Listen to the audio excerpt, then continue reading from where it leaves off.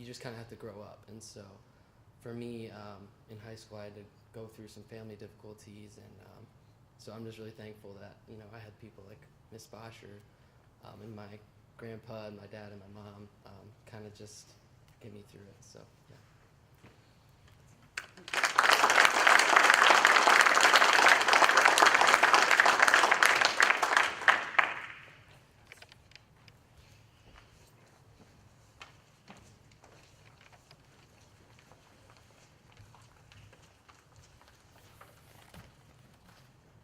These Puffer Rockets, Chelsea Davis, Denia Alford.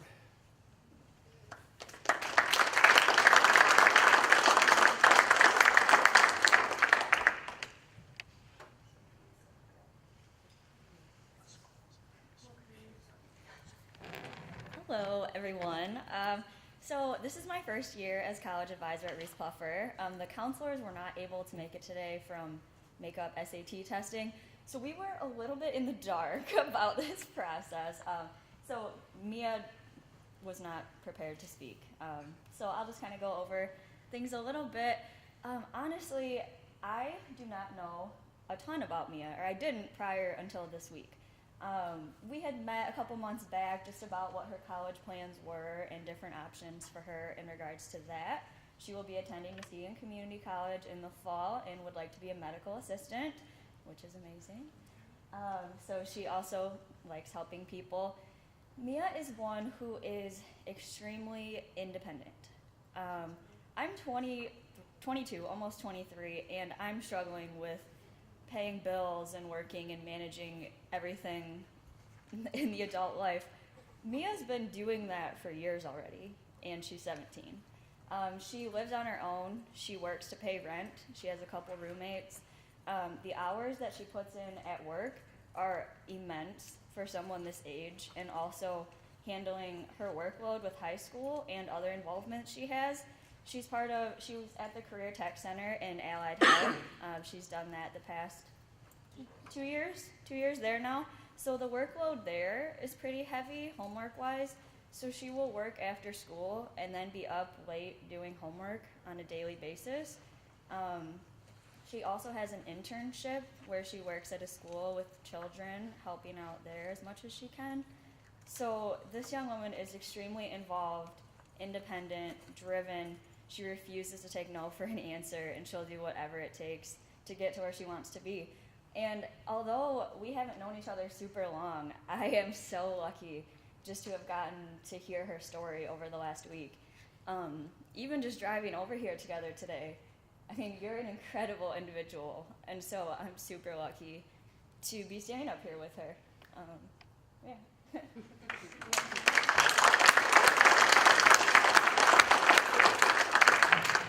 So I screwed up your name, and I'm sorry about that. Okay. Well, the handwriting was a little bit weird. I wasn't sure whether it was an N or an M. Let me read. Mia won't speak for herself, so let me share this. Over the years, I've worked harder because I wanted to prove to myself that everyone who doubted me was wrong. I grew up fast, but I've learned a lot during my struggles. So, what a story. Congratulations.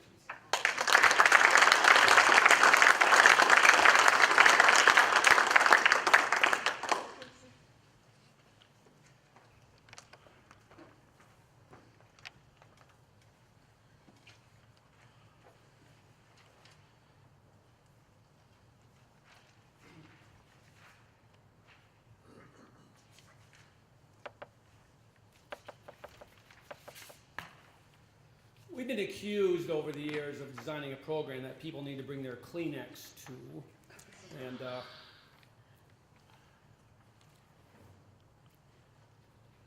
reading some of these almost does that.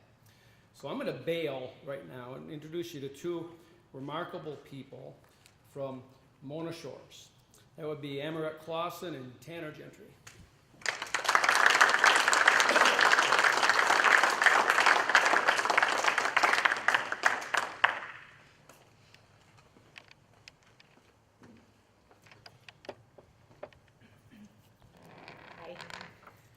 So I'm privileged to be able to present Tanner Gentry to you today. He's going to talk in a minute. I've prepared him for that, and he's got a great story to tell. So I can tell you just briefly, he lost his leg when he was 8 years old. So I know because of this, he deals with daily hardship, daily pain that most of us don't know anything about. I don't hear him complain, he just keeps going. I thought I'd ask some teachers, people who know him well, for adjectives to describe him, things that they might, that they think of when they think of Tanner. Here's some of what was said. He's loyal, he's compassionate, he's tenacious, humble, he's a very nice young man. One said that Tanner always tells me to have a good day. Another said that he really cares about his car. I don't know what kind of car you have, but I will say. I guess that's a good thing to care about. That he also gives back to his community. I've been impressed getting to know Tanner a little bit, that he gives back to his community. He's willing to be an inspiration to kids who have also lost limbs and are in similar situations. He's been kind to me, polite. He always gives a great smile. And also, something that I didn't know if he would share with you, he's a little bit of a local celebrity. He has immersed himself in wheelchair basketball, and he plays on the Grand Rapids Pacers junior basketball team. Is that right? And has for the last 10 years, has been in that. And he just won a national championship in Louisville, Kentucky, and has also been named the MVP for the tournament. And he's been named MVP for numerous tournaments over the course of the year. So he's an amazing athlete as well. So I'm going to let Tanner tell you a little bit about his story. Hi, my name's Tanner. I just want to first off thank the Kiwanis Club and also Ms. Clausen for getting me down here and getting this all organized. You guys do a lot within the community. I know a few Kiwanis people in Illinois and stuff like that. But yeah. We are kind of all over. Yeah. Like Ms. Clausen said, I lost my leg when I was younger. I was 4th of July boating accident. I was hit by a boat while I was tubing. Stayed about a month in Spectrum Hospital in Grand Rapids, and then also a month in Mary Free Bed. And I really just kind of skip over all that because I like to just move on to the better things in life. I mean, like I said, I play wheelchair basketball. I also play sled hockey. They're both disabled sports. So throughout, my years, I've met, a lot more athletes, individuals with disabilities, just a lot of people with problems in general, whether it be home problems, slight problems, or people that just have a hard time waking up in the morning and living their daily life. But yeah, I just like to keep things good, keep a good attitude about everything. And I think that, you get a good mindset on things, you could do whatever you want to do in life. I actually played wheelchair basketball, like she said, national championship this past season. I'm actually thinking about playing wheelchair basketball at the University of Nebraska, Omaha. They all. Why? Is it hot there? Is no water? It's hot. They have a good team or something? They have a decent team. It's actually not the best team. I'm not gonna lie. I could have went to a few other schools, like Missouri, Whitewater, Wisconsin. But I actually just like they're a brand new school, new program, new players, not the best. So I'm looking to go there, help improve, help get that started. And like I said, I just want to give a good thanks to the Kiwanis Club and Ms. Clausen.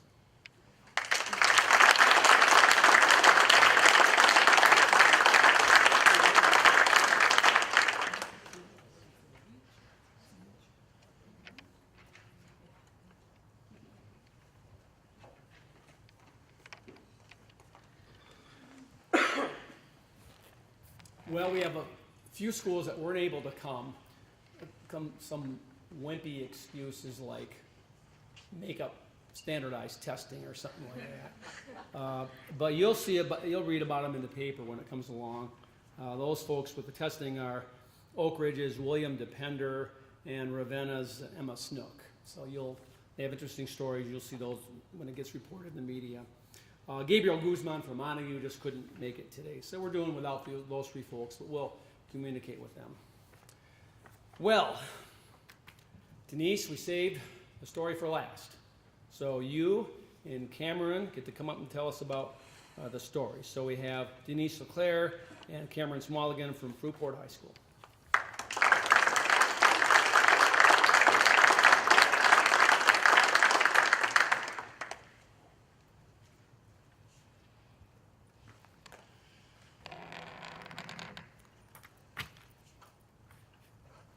So obviously, from all the stories we've heard today, none of us can determine what trials or obstacles there, will appear in our lives, or at what time that might happen to us. And what really matters is what we do with that, how we feel about it, what we think about it, and then how we affect, what we do with that with regards to other people. So Cameron, I've known for a couple years. She's a tall girl, obviously, and I am not. Cameron was hit by a car on September 29th, 2014. And I will tell you that in the time that I've known her, I remember when she came back to school, we were trying to make arrangements for what was going to happen. She did have to do a 5th year. She was gone for her entire junior year, because that was at the beginning of junior year. She is, in my entire counseling career, the most positive person I've ever met, the most positive student I've ever met. So anyway, she was in a coma for a month, was at Mary Free Bed for 3 months. She couldn't eat alone, she couldn't sit up, she couldn't talk. Obviously she had a traumatic brain injury, pretty serious stuff, and she still has a couple surgeries to go.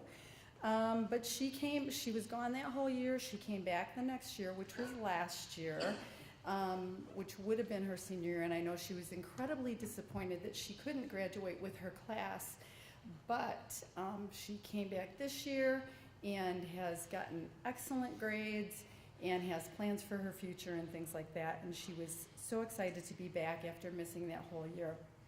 And she's really looking forward to walking across the stage with this next class and graduating.